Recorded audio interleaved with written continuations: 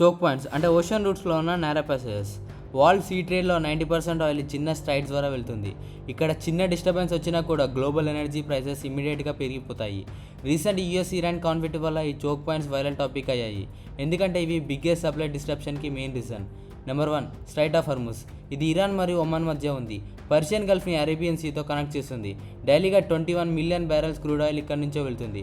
World oil ట్రేడ్లో 26.2% ఇక్కడే జరుగుతుంది.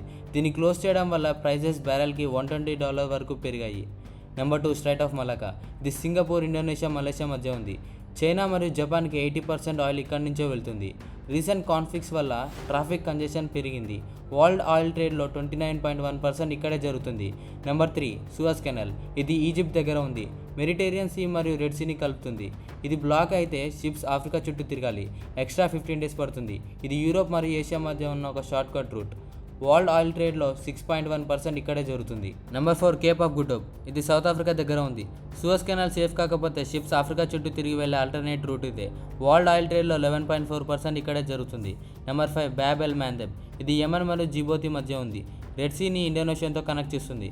ఇప్పుడు డ్రోన్ అటాక్స్ వల్ల షిప్పింగ్ చాలా రిస్కీగా మారింది. వరల్డ్ ఆయిల్ ట్రేడ్లో 5.3% ఇక్కడే జరుగుతుంది. Number 6, Danish Strides. ఇది డెన్మార్క్ మరియు స్వీడన్ మధ్య ఉంది. రష్యా నుండి యూరోప్కి వెళ్ళే ఆయిల్కి మెయిన్ రూట్ ఇది.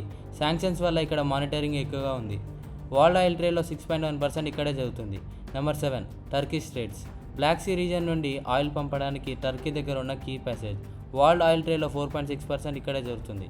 Number 8, Panama Canal. ఇది పనామా దగ్గర ఉంది. అట్లాంటిక్ మరియు పసిఫిక్ ఓషన్ని కలుపుతుంది. ఇప్పుడు వాటర్ లెవెల్స్ తగ్గడం వల్ల ట్రాఫిక్ స్లో అయింది. వరల్డ్ ఆయిల్ ట్రేడ్లో 2.6% ఇక్కడే జరుగుతుంది.